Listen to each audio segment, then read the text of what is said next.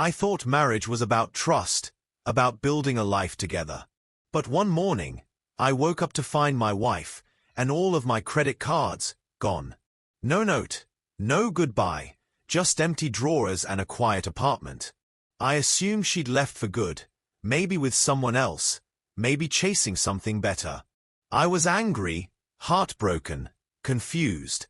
But then, 3 days later, I got a strange alert from my bank, a transaction I never expected, in a location that made no sense. That one notification cracked the entire story wide open. What I uncovered next left me speechless and furious. When I married Julia, I truly believed we were building a life together based on shared dreams and mutual respect. We didn't come from money, but we worked hard and kept things simple. I wasn't flashy, and neither was she. At least, that's what I thought. She was a graphic designer, freelancing from home, and I was a project manager for a small construction firm. Life was modest, but stable. We were a team, or so I believed. It started subtly. Julia began taking longer to respond to texts. Her laughter grew hollow, and her hugs became shorter, less intentional. I asked her about it once, and she just smiled weakly and said she was in a creative rut. I didn't press further. I thought giving her space was a supportive thing to do. Then came the credit card issue. We had a shared account and 2 cards, one for me, one for her. There was also a personal card I used for work travel, which she technically didn't have access to. At least, not until I discovered she'd somehow managed to use it. 3 days before everything changed, I came home to an eerily quiet apartment. It wasn't unusual for Julia to go out for a walk or grab groceries, but something was off. Her keys weren't on the hook. Her laptop was missing. Her favorite throw blanket, gone. Her shoes, especially the ones she only wore for special events, were missing from the closet. I checked our bedroom drawer. Empty. That sinking feeling that hits you when reality finally stops being subtle? It hit me hard. I rushed to my wallet, heart thumping, and found the slot where my work credit card should have been, completely empty. I scrambled through the other drawers. Nothing. She'd taken both shared cards and my work card. I sat down on the edge of the bed, staring at the wall in silence. No note, no message, just disappearance. I called her. No answer. Texted. Delivered, but never read. I even called her best friend, Tanya, who claimed she hadn't heard from Julia in 2 days. I knew Julia had left. I just didn't know why. Initially, I was numb. I thought maybe she needed space, or maybe something had happened that she was too afraid to tell me. But by the next morning, anger had started to replace confusion. I filed a fraud alert on the work card and started preparing to call the bank. That's when it came. The notification. It was a simple bank alert, just like the ones I'd ignored 100 times.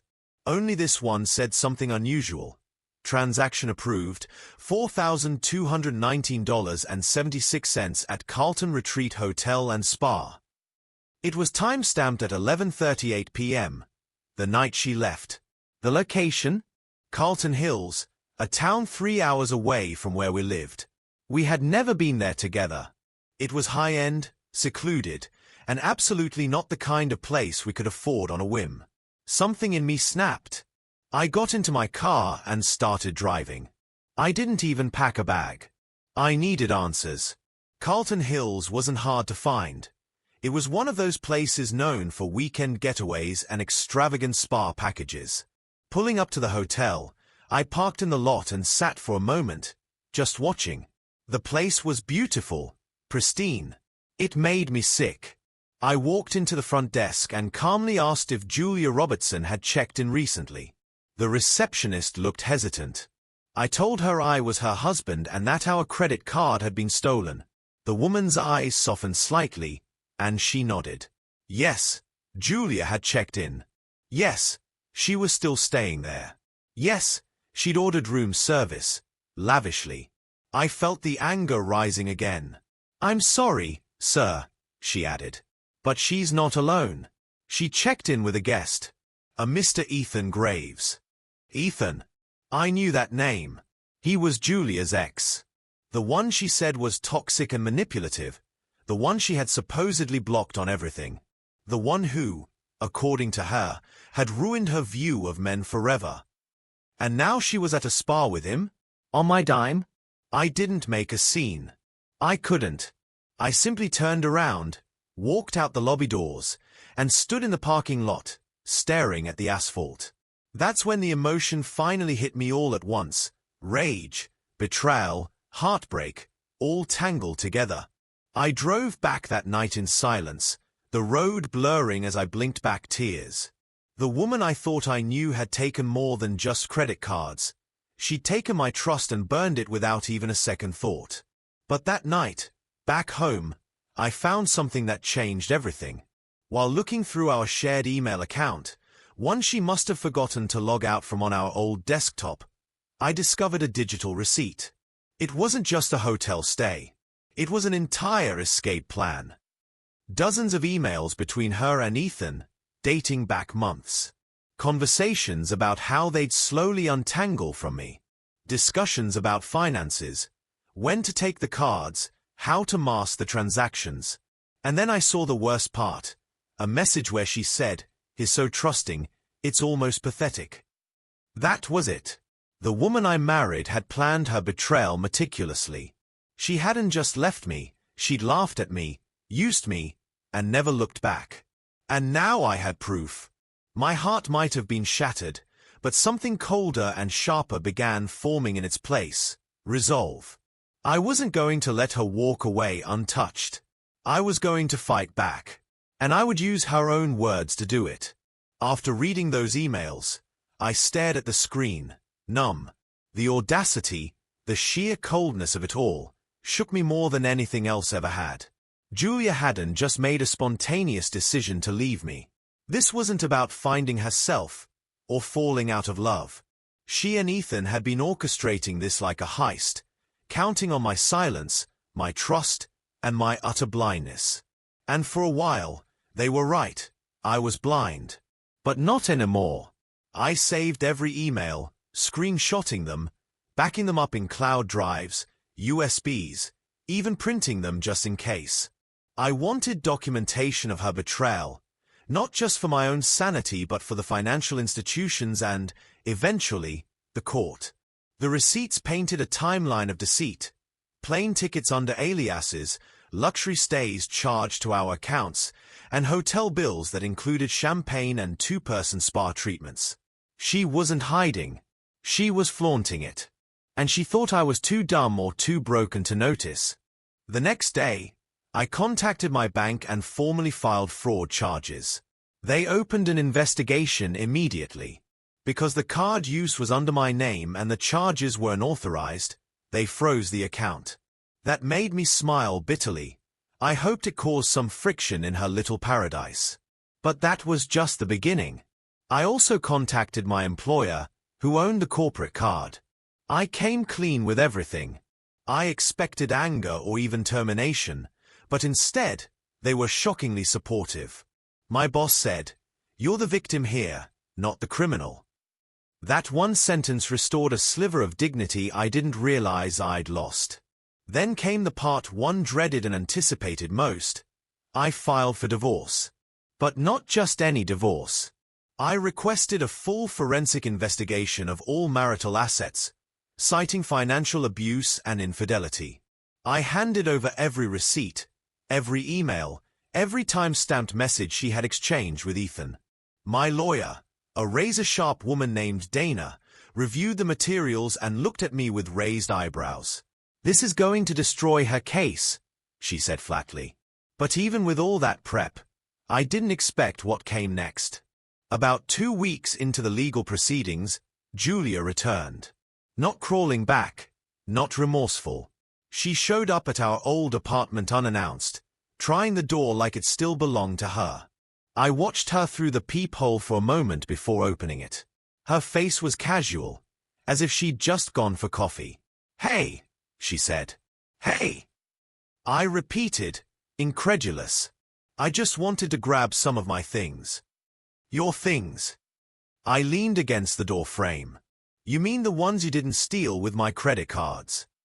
Her expression darkened. Let's not be dramatic. You're lucky I didn't have you arrested, I said, voice steady.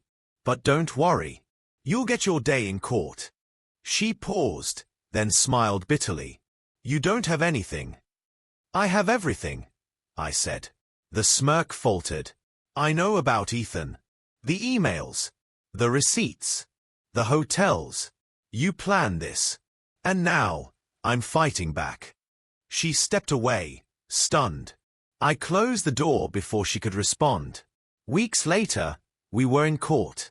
Julia showed up dressed like the picture of innocence, with an expensive lawyer and freshly highlighted hair. But I had Dana, and I had the truth. During cross-examination, Julia's lawyer tried to paint me as controlling, saying Julia had felt oppressed and financially cornered. They tried to twist it into a sob story, one where she'd left me out of desperation, not deceit. That's when Dana stood and said, Your Honor, we'd like to introduce digital evidence, specifically a series of emails and financial records between the respondent and a third party. Julia visibly tensed. The judge nodded. Dana proceeded to display the messages on a large monitor. The courtroom fell silent as one by one, the words appeared. Plans to drain accounts. Lies crafted to keep me unaware. And finally, Julia's damning message. He's so trusting, it's almost pathetic. The judge raised an eyebrow. Miss Robertson, can you explain this? Julia stammered. Her lawyer tried to object, claiming the emails were taken without consent. Dana calmly replied, they were on a shared device and a shared account. Legally accessible. And then came the final blow. Dana reached into her briefcase and pulled out an envelope. We also have a formal statement from the defendant's employer regarding misuse of corporate credit, and a letter from the bank detailing the fraud claim and reimbursement, confirming that Mrs. Robertson was not authorized to use the cards in question. Julia's face was ghost white. I sat in silence, finally able to breathe. The court ruled in my favor for everything. Asset protection, financial damages, even full control of the divorce terms. Julia left the courtroom not only without her carefully planned victory, but with a fraud investigation hovering over her head. The climax wasn't just about revenge. It was about standing up for the version of myself I had forgotten. Someone who didn't just sit back and accept betrayal. I'd been used, but I wasn't going to be silent. And as the doors closed behind us and she walked out without even looking back, I realized something. I was finally free. In the weeks following the court's decision, the storm slowly began to settle, but not without leaving behind a trail of emotional wreckage. The judgment was clear. Julia had committed financial fraud, manipulated our shared finances for personal gain, and lied under oath about the nature of our relationship and her spending. While she wasn't criminally charged, yet, the judge referred the matter to the appropriate authorities, and that alone was a weight hanging over her head.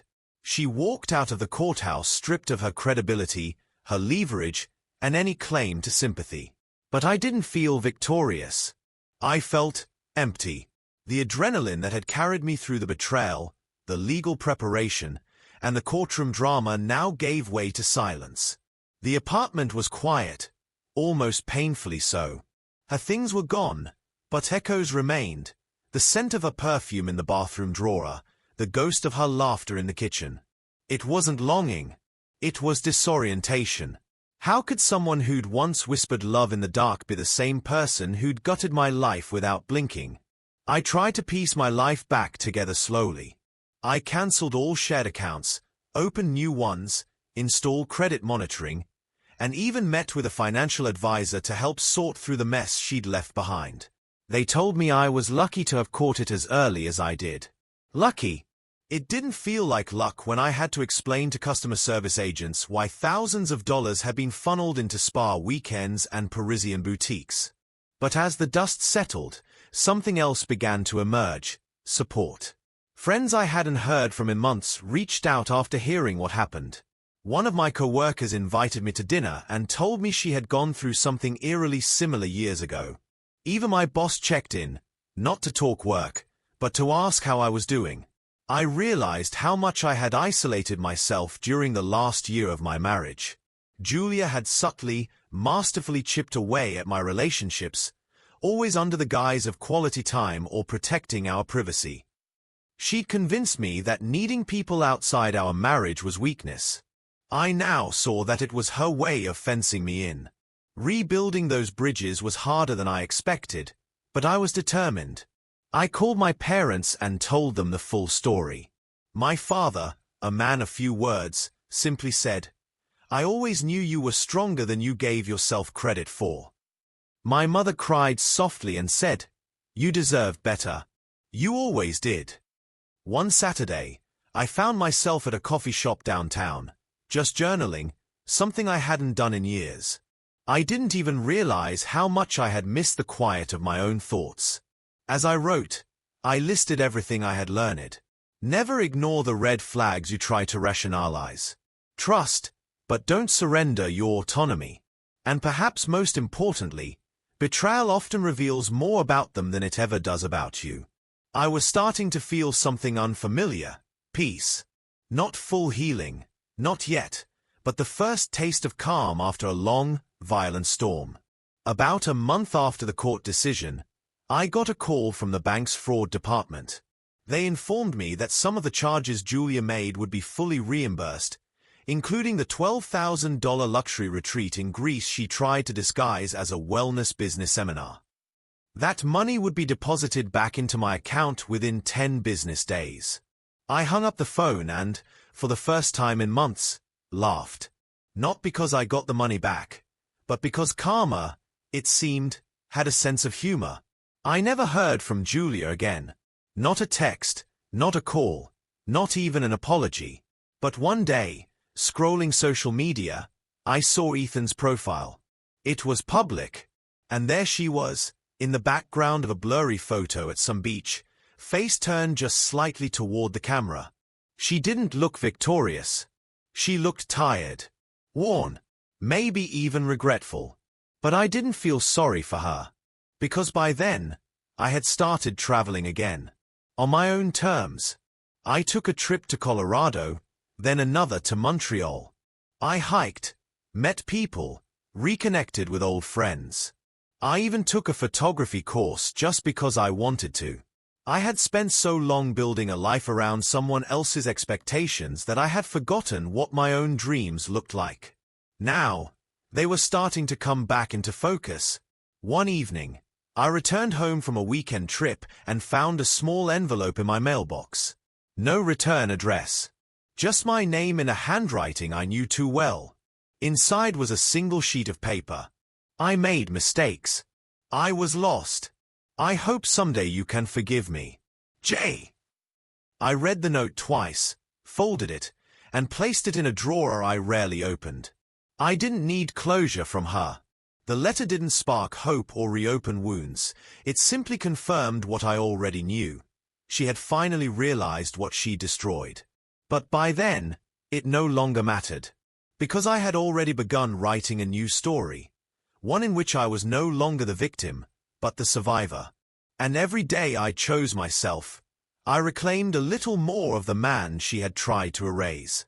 Looking back now, the most painful part wasn't the money she stole or the lies she told. It was the moment I realized she never saw me as her partner, just a stepping stone. For years, I thought I was building a future with someone who respected me, who valued the quiet consistency I brought into our life. But she wasn't looking for consistency. She wanted control. She wanted the image of a devoted husband while she lived like she was single and entitled. That bank alert wasn't just a notification about a charge. It was a wake-up call. A moment of undeniable truth that forced me to see what I had been too blinded by love, or fear, to face. That moment didn't just save me financially. It saved me emotionally. It pulled me out of a delusion and into reality, into action, into healing. Today, I live with more awareness, more caution, but also more freedom. I trust again, but wisely. I've learned to separate love from dependency, kindness from naivety. I've come to understand that forgiveness doesn't mean letting someone back in. Sometimes, it just means releasing their power over you. I've also learned the value of silence, the kind that comes when no one is lying to you, manipulating you, or draining you. That silence used to feel empty.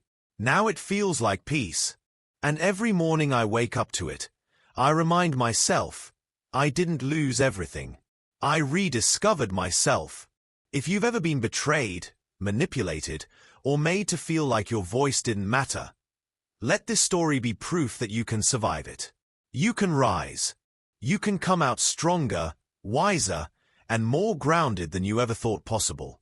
Because sometimes, the best beginning comes right after the most painful end.